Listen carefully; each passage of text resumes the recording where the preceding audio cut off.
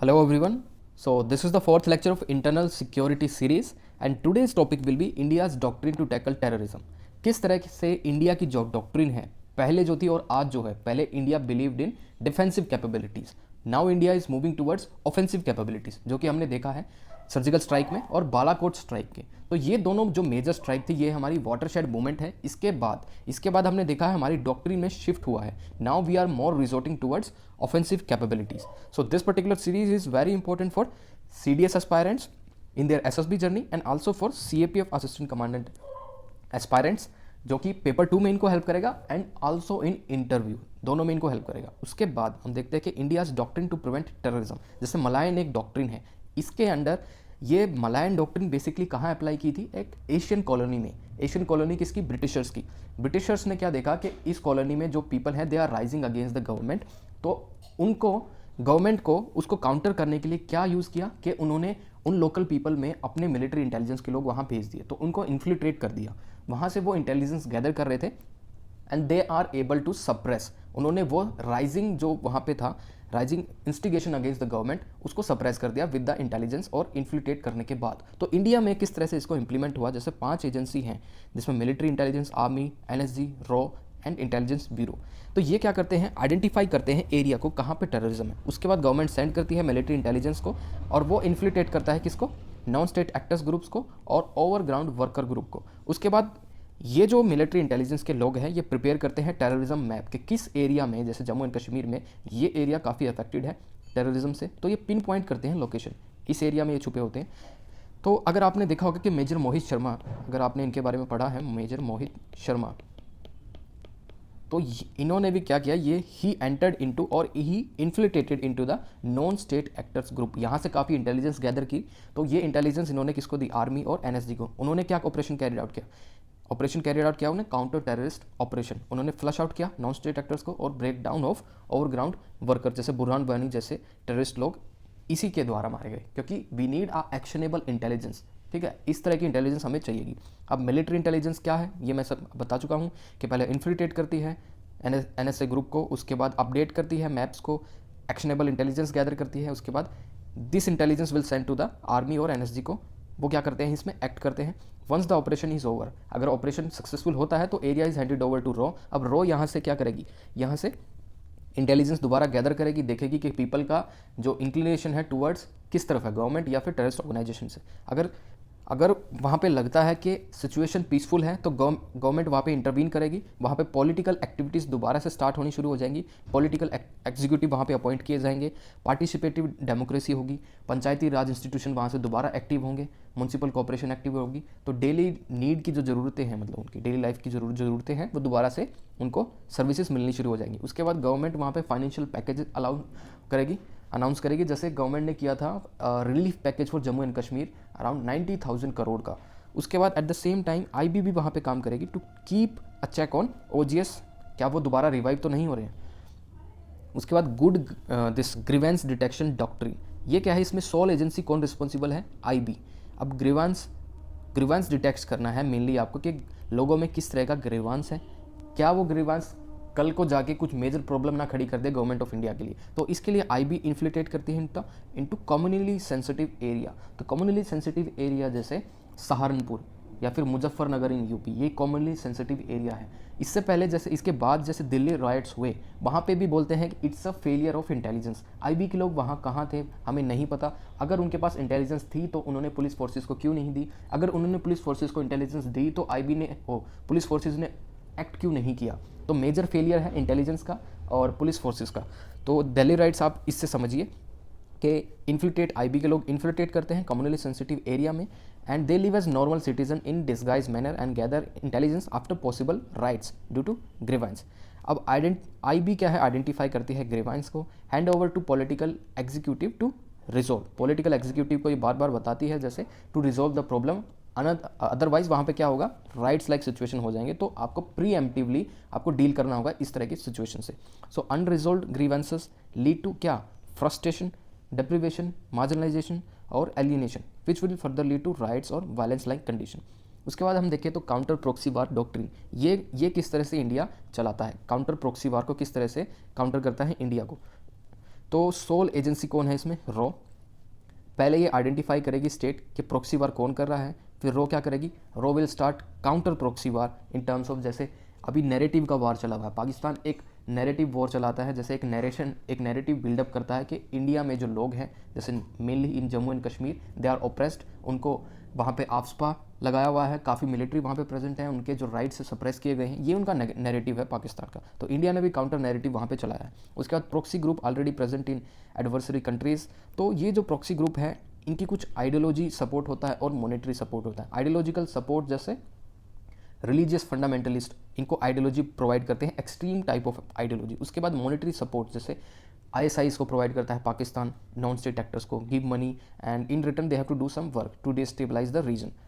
तो अगर नेक्स्ट देखें टाइप टू में स्टेट टेररिज्म, जैसे अगर मैं जर्मनी की बात करूं, जर्मनी स्पॉन्सर्ड स्टेट टेररिज्म जिसमें ऑल द ज्यूज, जितने भी वहाँ पे ज्यूज थे वो मारे गए, बिकॉज वो बिलीव करते कि नाजी लोग हैं, they are much superior in terms of racial, in terms of mind, everything, उनका कल्चर ही सुपीरियर है। तो जितने भी ज्यूज थे उनको मार दिया गया। तो स्टेट यूजेज इंस्ट्रूमेंट, अपने खुद के इंस्ट्रूमेंट जैसे आर्मी या फिर police forces of its national power to suppress their own citizens. जैसे इसके बाद एग्जांपल दिया गया हिटलर का जर्मनी में जो हुआ, और वेस्टर्न पाकिस्तान में जैसे शियाज या फिर अहमदियाज को किस तरह से सप्रेस किया गया। अब जो पाकिस्तान है, मेन पाकिस्तान है, उसके बाद जो ईस्ट पाकिस्तान था जो आज के टाइम में बांग्लादेश है, उसमें किस तरह से लोगों को सप्रेस किया गया। चाइना में अगर देखें तो जिंगजांग रीजन में और तिब्बत रीजन में, जैसे वो मुस्लिम है, उघियर मुस्लिम कम्युनिटी जो भी है। उसके बाद ब्रिटिशर्स ने भी कैरिड आउट किया स्टेट टेररिज्म, कहाँ पे? जलियांवाला बाग में। इसका टाइप 3 देखें जो इंटरनेशनल टेररिज्म है, अगर हम मिडल ईस्ट में देखें तो मिडल ईस्ट प्लस इजराइल, तो मिडल ईस्ट कंट्रीज़ जो हैं ये दे आर इस्लामिक कंट्रीज़, और इजराइल जो है उसका रिलीजन डिफरेंट है, वो है ज्यूस। तो ये मिडल ईस्ट कंट्रीज़ इजराइल की प्रेजेंस वहाँ पे बर्दाश्त नहीं कर पा रहे एट एनी कॉस्ट। इसके चलते हुए मिडल ईस्ट कंट्रीज़ ने काफ़ी बार अटैक भी किया है इजराइल पे।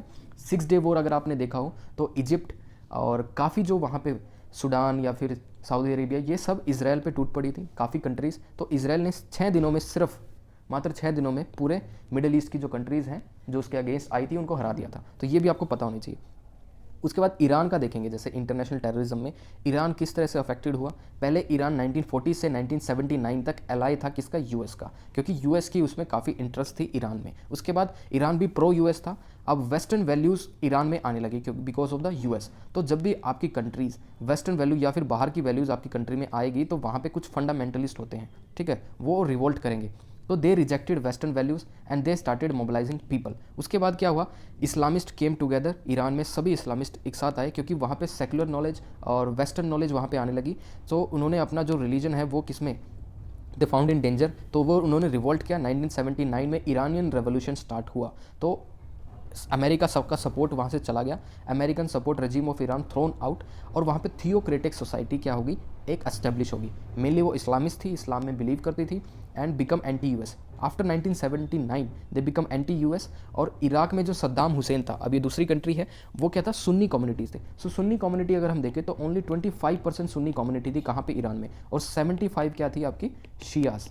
तो एक स्मॉल कम्युनिटी के लोग मेजर कम्युनिटी के लोगों पे क्या कर रहे थे? रूल कर रहे थे। तो ये भी एक डिसएंचेंटमेंट थी वहाँ के लोगों में। तो यहाँ पे यूएस ने उसको एक्सप्लॉइट किया। अभी देखते हैं कि 1980s में ईरान और इराक का दोनों का जो वॉर है बिगन हुआ। सपोर्ट किसने किया? यूएस ने सपोर्ट किया किसको? इराक को, बिकॉज 1979 में ऑलरेडी क्या था? इराक के अगेंस्ट हो गया था, इराक यूएस के अगेंस्ट हो गया था। तो 1980 और 88 तक वॉर चला, उसके बाद ख़त्म हो गया। 1988 में ईरान भी एंटी यूएस बन गया। न्यूक्लियर वेपन उन्होंने एस्टेब्लिश करने की कोशिश की, लेकिन अभी हम देखें तो न्यूक्लियर वेपन की रेस में ईरान ने बहुत कुछ, ईरान को काफ़ी सैंक्शन देखने को मिले, जो कि यूएस कभी नहीं चाहता था कि ईरान एक न्यूक्लियर वेपन स्टेट बन जाए, क्योंकि वो वहाँ की जो जियोपॉलिटिक्स है पूरी बदल देगा। क्योंकि वहाँ पे इजराइल जो है, इजराइल उसके लिए काफ़ी खतरा था, और Israel is a major ally for US. तो कभी नहीं चाहता था कि ईरान एक कंट्री जो है उसके पास न्यूक्लियर कैपेबिलिटी आए, वो वहाँ के रीजन को डिस्टेबलाइज कर सकता है। तो ईरान को रोकने के लिए यूएस ने क्या किया? उस पर सैंक्शन लगा दिए, काफ़ी सैंक्शन लगाने के बाद ईरान चाहता था कि वो सैंक्शन लिफ्ट अप हो। उसके लिए अभी रिसेंट एक इनके पास अग्रीमेंट हुआ था दोनों के बीच, joint comprehensive plan of action. इसमें कौन कौन पार्टिसिपेंट था? एक तो P5 countries plus Germany plus Iran. इसमें उनको लिमिटेड यूज़ करने का एक क्या किया, अलाउंस दिया गया। जैसे अगर वो एनरिच करना चाहते हैं यूरेनियम या फिर nuclear fuel, it should be for peaceful purpose के लिए वो एनरिच कर सकते हैं, या फिर अपनी एनर्जी नीड के लिए। तो वहाँ पे इंटरनेशनल एटॉमिक एनर्जी एजेंसी को भी भेजा गया जो मॉनिटर कर सके ईरान के न्यूक्लियर प्लांट को, पावर प्लांट जो प्रोग्राम है उसको मॉनिटर कर सके। तो उसके बाद 2005 में मोहम्मद अहमदनिया, ये इंपॉर्टेंट नहीं है, इसको छोड़िए, लेकिन ये इजराइल और ईरान का कॉन्फ्लिक्ट बहुत इंपॉर्टेंट है। अभी इजराइल और ईरान का कॉन्फ्लिक्ट कैसे देखेंगे, हम देखेंगे कि Iran attacked and killed Israel diplomat in India. ये क्या है आपका इंटरनेशनल टेररिज्म का क्या है, एक एग्जाम्पल है कि दो कंट्रीज़ के बीच में डिस्प्यूट है, ईरान एंड इजराइल, लेकिन आपस की कंट्रीज़ में वो कैरिड आउट ना करके attack, they are attacking in the third countries. जो इजराइल का डिप्लोमेट इंडिया में था वहाँ पे उसको अटैक किया गया। उसके बाद देखें तो confrontation between two countries manifest in territories of third countries, making it a victim of international terrorism का विक्टिम बना के। इसके साथ ही मैं दो एग्जाम्पल अगर आपको दूँ तो म्यूनिक ओलंपिक सबने देखा होगा कि 1972 में, अब एक मूवी भी है इस पे बेस्ड, म्यूनिक। आप देखिएगा बहुत ही इंटरेस्टिंग मूवी है। आप देखिएगा कि म्यूनिक एक शहर है वेस्टर्न जर्मनी में, वहाँ पे 1972 में ओलंपिक था, लेकिन पैलेस्टाइन के जो लोग हैं वो लोग वहाँ पे आए as a terrorist group and they killed 9 member of Israeli Olympic team के। उसके बाद इसराइल ने बदला भी लिया, जो लोग 9 मेंबर वो वहाँ पे इन्वॉल्वमेंट थी उनको उसी के देश में जाके मार दिया गया। उसके बाद तो ये किसका एग्जाम्पल है, इंटरनेशनल टेररिज्म का। उसके बाद देखिए तो ऑपरेशन एंटाबे या फिर थंडरबोल्ट 1976 में युगांडा एयरपोर्ट पे था कि इसमें एक पैसेंजर फ्लाइट जिसमें 248 पैसेंजर्स थे उसको क्या किया गया, हाईजैक। किसने किया, पैलेस्टाइन ने। अगेन किसके सिविलियन थे वो थे सिटीजन थे ऑफ इजराइल। तो वहाँ पे उसको काउंटर टेररिस्ट एक हॉस्टेज रेस्क्यू मिशन भी चलाया गया, किसने, इजराइल डिफेंस फोर्सेज ने। तो not a single, only one passenger life was lost. अगर आप देखना चाहें तो एक डॉक्यूमेंट्री भी है इसके ऊपर, ऑपरेशन एंटाबे, और एक मूवी भी है, बहुत ही इंटरेस्टिंग है कैसे इजराइल की जो डिफेंस फोर्सेज ने ये ऑपरेशन कैरिड आउट किया, कैसे एलिमेंट ऑफ सरप्राइज उन्होंने रखा, बहुत ही इंपॉर्टेंट है, आप देखिएगा। उसके बाद role of external state and non state actors 1962 में इंडिया चाइना वॉर हुआ। रीजंस क्या थे, Indian military was not modernised, weapon outdated थे। उसके बाद लिमिटेड वेपन थे। 1963 में silently India began military modernisation after facing a bigger backlash from China. उसके बाद 1964 में Nehru died, Lal Bahadur Shastri became weak. 1965 में पाक का परसेप्शन था कि इंडिया का मिलिट्री जो है मॉडर्नाइजेशन नहीं हुआ है, मिलिट्री वीक है, मॉडर्न वेपन नहीं है इनके पास, और जो उनके पॉलिटिकल लीडर हैं वो भी चल दिए। तो हम भी तो वीक इंडियन सिचुएशन में उन्होंने सोचा कि क्या हम अभी स्नैच नहीं कर सकते जम्मू एंड कश्मीर को। तो 1965 में दोबारा उन्होंने अटैक किया इंडिया पे, Pak attacked India and India retaliated aggressively and Pakistan in that endeavour lost also. In 1968 में क्या हुआ, आईबी का बाइफर्केशन हुआ, जैसे हमने प्रीवियस लेक्चर में देखा था, क्योंकि 1968 तक आईबी के पास ड्यूअल रिस्पॉन्सिबिलिटी थी, उसको एक्सटर्नल इंटेलिजेंस भी गैदर करनी थी और इंटरनल डोमेस्टिक इंटेलिजेंस भी। तो बाइफर्केशन हुआ, रॉ बना, रॉ किसके लिए मैनेज था, मैनेज किसको कर रहा था, पाकिस्तान को। तो उसके बाद raw started exploring fault line of Pakistan. अब जैसे ब्रिटिशर्स का देखें कि ब्रिटिशर्स कुछ एक अच्छे काम भी करके गए थे, अच्छे तो क्या बोले, जैसे पाकिस्तान देखे तो उसको दो पार्ट में डिवाइड कर दिया, वेस्टर्न पाकिस्तान और ईस्टर्न पाकिस्तान, जो आज के टाइम में बांग्लादेश है। तो इंडिया ने वो फॉल्ट लाइन एक्सप्लॉइट करने की कोशिश की कि जो वेस्टर्न पाकिस्तान है और ईस्टर्न पाकिस्तान के लोग हैं जो वो डिफरेंट इन कल्चर हैं, और वहाँ पे जो उनका रिप्रेजेंटेशन है ईस्टर्न पाकिस्तान की पॉपुलेशन का, उनकी पाकिस्तान की पार्लियामेंट में बहुत ही कम है। तो ये फॉल्ट लाइन इंडिया ने एक्सप्लॉइट की। उसके बाद क्या किया, वहाँ पे अपने लोग भेजे ईस्टर्न पाकिस्तान में to raise one particular revolution against the western Pakistan, जो उनकी गवर्नमेंट है। तो इंडिया ने वहाँ पे इन्फिल्ट्रेशन किया, अपने मिलिट्री इंटेलिजेंस के लोग भेजे वहाँ के, और उसके बाद क्या हुआ हम देखते हैं कि पाकिस्तान जो एक्चुअल पावर सेंटर कहाँ था, वेस्टर्न पाकिस्तान में, और ईस्टर्न पाक में क्या था, more people but less representation assembly of Pakistan and never got resources for development के लिए इनको रिसोर्सेज नहीं मिलते थे। तो ऑटोमेटिकली डिसएंचेंटमेंट होगी, वहाँ पे फ्रस्ट्रेशन होगा लोगों में, और डिस्क्रिमिनेशन भी होता था। वेस्टर्न पाक के लोग डिस्क्रिमिनेट करते थे किसको, ईस्टर्न पाक को। तो इंडिया ने ये सब फॉल्ट लाइन एक्सप्लॉइट की एंड वहाँ पे उर्दू लैंग्वेज भी इम्पोज की, कहाँ पे, ईस्टर्न पाकिस्तान में। लेकिन वो कल्चरली बंगाली थे, बंगाली मुस्लिम थे, एंड फ्रस्ट्रेटेड एंड एलिनेटेड उन्होंने महसूस किया। उसके बाद क्या हुआ, उसके बाद 1969 में देखें तो इंडिया ग्रुप वहाँ पे covertly entered into eastern Pakistan as a separatist political party, और 1970 में इलेक्शन हुए पाकिस्तान में। Western Pakistan further suppresses eastern Pakistan, ये चलता रहा जो अभी तक सप्रेशन उनका ईस्टर्न पाकिस्तान का। उसके बाद western Pakistan launch operation search light 1971 में, सर्च लाइट ऑपरेशन उन्होंने चलाया। तो ईस्टर्न पाकिस्तान में क्या हुआ, सर्च लाइट ऑपरेशन जब चलाया तो वहाँ पर बहुत मैसेकर टाइप ऑफ चीज़ें होने लगी, वहाँ के लोगों को पकड़ पकड़ के मार दिया गया और वहाँ पे क्या हुआ, फिर डिस्ट्रेस माइग्रेशन स्टार्ट हो गई। तो डिस्ट्रेस माइग्रेशन स्टार्ट हो गई जब बांग्लादेश से, तो वो कहाँ एंटर कर रहे थे, हमारे नॉर्थ ईस्ट इंडिया में। तो नॉर्थ ईस्ट इंडिया के लिए भी खतरा था। तो इंडिया में एक रेफ्यूजी क्राइसिस हुआ 1971 में, और 1971 में पाक ने एक प्री एम्प्टिव अटैक भी किया, preemptive attack on India in west. तो इंडिया ने रिटेलिएट किया ईस्टर्न पाकिस्तान में and captured all 92,000 soldiers as prisoners of war of Pakistan. और 1971 में एक Bangladesh as a country born हुआ। उसके बाद अगर देखें तो 1971 में इंडिया एंड अफगानिस्तान का क्या है, इंडिया ने सपोर्ट किया किसको, बालूच रिबल्स को, क्योंकि अब इंडिया एक्सप्लॉइट कर रहा था वेस्टर्न पाकिस्तान की फॉल्ट लाइन को भी, जो मेनलैंड पाकिस्तान है उसकी फॉल्ट लाइन को भी एक्सप्लॉइट कर रहा था। तो बालूच रिबल्स जो हैं दे आर अगेंस्ट पाकिस्तान। और पोस्ट 1971 में यूएस, अब यूएस के लिए पाकिस्तान बहुत इंपॉर्टेंट है because of the location of Pakistan, वो स्ट्रेटेजिकली बहुत इंपॉर्टेंट लोकेशन पे है। तो उनकी लोकेशन की वजह से ही पाकिस्तान को आजकल ज़्यादा भाव मिल रहे हैं। इससे आप देख सकते हैं कि US we have to ensure survival of Pakistan, क्योंकि ये एक इंपॉर्टेंट एलाई है किसका, यूएस का। और यूएस को अगर अफगानिस्तान में जाना था 1971 में, तो पाकिस्तान की उसको हेल्प चाहिए थी। तो इंडियन मिलिट्री उन्होंने देखा कि टू पावरफुल है फॉर द पाकिस्तान, और यूएस ने सपोर्ट कर दिया किसको, पाकिस्तान, और दूसरी साइड चाइना को। तो टू फ्रंट वॉर जैसी सिचुएशन वहाँ पे अराइज हुई इंडिया के लिए। तो यूएस और पाकिस्तान के डीपनिंग टाइज हुए और इम्प्रूव हो रहे थे टाइज चाइना के साथ। अभी देखें तो इंटरनेशनल रिलेशन में there is no permanent friend और परमानेंट एनिमी। अभी देखें तो डीपनिंग टाइज पाकिस्तान के साथ डीपनिंग टाइज थी 1971 से लेकर 2010 और 12 तक, लेकिन अब पाकिस्तान के साथ ज़्यादा नहीं बन रही है यूएस की। अब चाइना और पाकिस्तान काफ़ी अच्छे एलाई हैं। तो ये क्या होता है, विद टाइम इंटरेस्ट चेंज होते हैं इंटरनेशनल पॉलिटिक्स में, तो आपके फ्रेंड भी चेंज होते हैं। तो जब भी बोलते हैं कि there is no permanent friend and permanent enemy in international relations. सिर्फ परमानेंट क्या होते हैं आपके इंटरेस्ट, अगर आपका इंटरेस्ट फुलफिल हो रहा है एक कंट्री से तो आपका फ्रेंड है, अगर आपका इंटरेस्ट फुलफिल नहीं हो रहा तो वो आपका एनिमी है या फिर कुछ नहीं है आपके लिए। तो उसके बाद US plus Pakistan they created क्या, प्रॉब्लम्स इन पंजाब। तो इंडिया को डिस्टेबलाइज करने के लिए यूएस ने पाकिस्तान को स्पॉन्सर किया कि you have to start problems in Punjab, demand for Khalistan. 1984 में blue star operation carried out किया इंडियन आर्मी ने। तो इंडिया की जो आर्मी थी वो डिस्ट्रीब्यूटेड होगी, एक तरफ तो 1962 वॉर हमने झेला, उसके बाद 1965 वॉर झेला और 1971 हुआ, और उसके बाद ये प्रॉब्लम आ गई फिर दोबारा कि इन ये डिमांड फॉर खालिस्तान। तो militancy in Punjab started with the help of Pakistan ने उसको स्पॉन्सर किया और with the help of US also. तो Indian army got distributed, resource का डिस्ट्रीब्यूशन हुआ। उसके बाद चाइना ने भी नॉर्थ ईस्ट में प्रॉब्लम क्रिएट करी इंडिया के लिए। They train tribal population in Yunnan and create problem in India. 1970s में नॉर्थ ईस्ट में सेसेशनिस्ट टेररिज्म काफ़ी बढ़ गया। उसके बाद ये पूरा मैप है, इसमें समझाया गया कि यूएस मास्टरमाइंड है, उसने पाकिस्तान को भी यूज़ किया, चाइना को भी, और इंडिया के लिए प्रॉब्लम खड़ी की, जैसे problem in Punjab and north east problem में इंडियन आर्मी के एसेट्स और उनका जो ध्यान है वो बढ़ गया।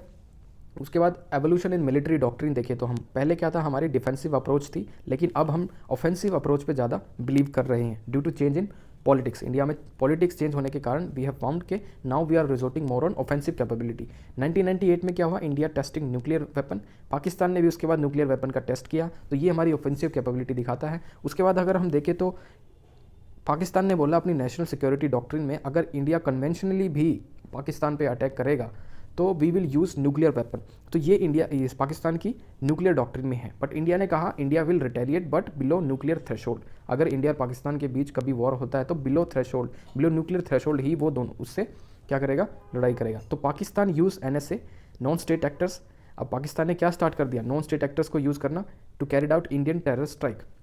उसके बाद India identify spot in Pakistan where non state actors planning कर रहे थे। अब सर्जिकल स्ट्राइक की बात करूंगा और बालाकोट की। तो इंडिया ने क्या किया, अभी रिसेंटली 2016 में जब सर्जिकल स्ट्राइक कैरी आउट की तो इंडिया ने आइडेंटिफाई किया कि कहाँ से टेररिस्ट लॉन्च पैड हैं और उन टेररिस्ट लॉन्च पैड को डिस्ट्रॉय किया गया। तो strike on non state actors in Pakistan territory, उनके टेरिटरी के अंदर जाके ही। तो यही मैं कह रहा था कि इंडिया की ऑफेंसिव कैपेबिलिटी अब बढ़ रही है। इंडिया प्री एम्प्टिव अटैक कर रहा है, प्री एम्प्टिव अटैक। क्योंकि सर्जिकल स्ट्राइक कब हुई थी मुझे बताइएगा, कि surgical strike after Uri base attack और नागरोटा बेस अटैक होने के बाद हुई थी, और जो बालाकोट एयर स्ट्राइक थी वो हमारी पुलवामा अटैक के बाद हुई थी।